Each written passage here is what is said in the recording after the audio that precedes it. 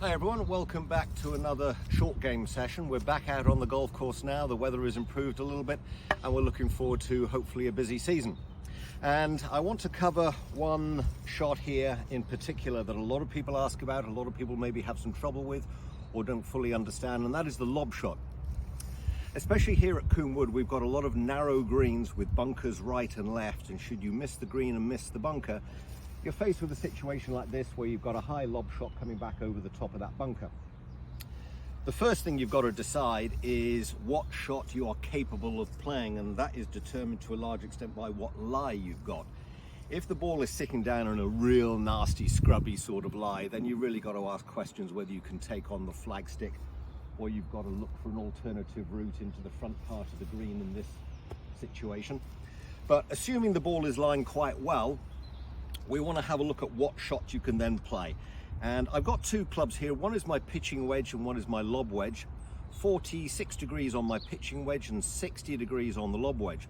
So 14 degrees of difference. Now, if you don't carry a lob wedge, I would suggest that that is a pretty good thing to look at as your next investment, because it's such a useful golf club out of bunkers and most especially in a situation like this. Those of you that try this sort of shot with a pitching wedge, you've got much stronger loft on the club face in the first place, and you might say, well, I can just open up the club face and create more loft. Yes, you can, but if we have a look at that all-important bounce angle, which we've discussed previously when we're looking at bunker shots, as the club sits flat on the ground here, we can see that in its normal upright position, the leading edge is quite close to the ground. But I've got a very strong loft on there. So to open up that club face and therefore increase the loft, you can see where that leading edge comes. Now I'm over 1/4 of an inch, close on to 1/2 an inch off the ground with that front leading edge of the golf club.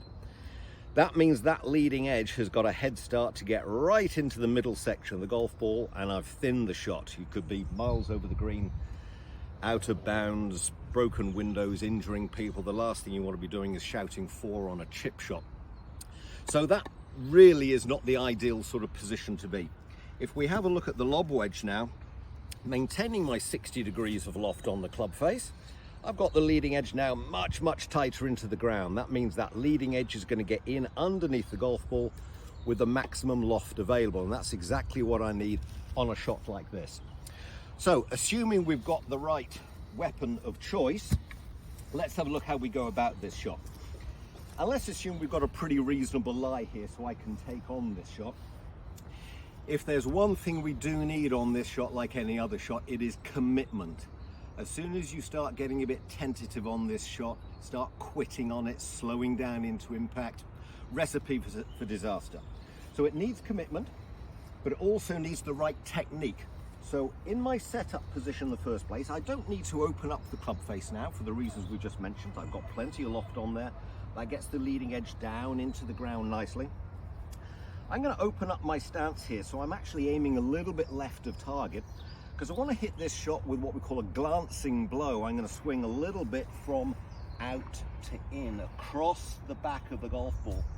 That softens the blow on the golf ball, helps to get it up in the air, gives it a little bit more stopping power on the other side of the hazard.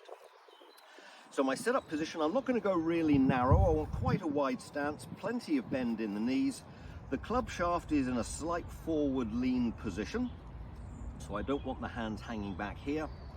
The two biggest things that people get wrong when they're playing this shot is, in an effort to try and help to get the golf ball up in the air, they either release the club forward of their hands on approach into impact and then combine that with the weight falling onto your right foot, trying to scoop the ball up into the air.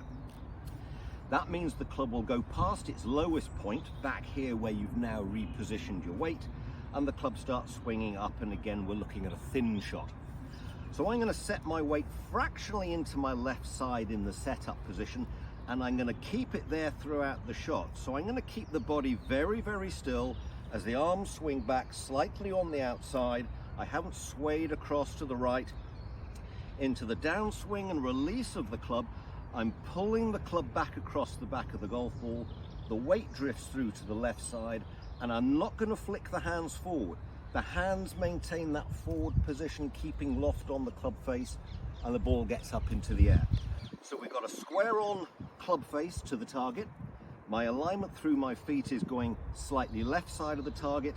I'm going to swing the club slightly back on the outside and commit to the impact. Up she goes, and that'll stop like a butterfly with sore feet wearing slippers. Like any other shot in golf, you need to practice it to get used to it, to get used to the distance, to get used to the contact you're going to make on the golf ball. If we have a look back here, that's where the golf ball was placed. Like any iron shot in golf, it was a descending blow. The club head has come down into the back of the golf ball, carrying on down into the ground, taking that little bit of turf. No attempt to try and scoop the golf ball up into the air. If it's an unfamiliar shot to you, practice it, use the lob wedge, get used to this, and it's going to save you a lot of shots around the golf course. Good luck.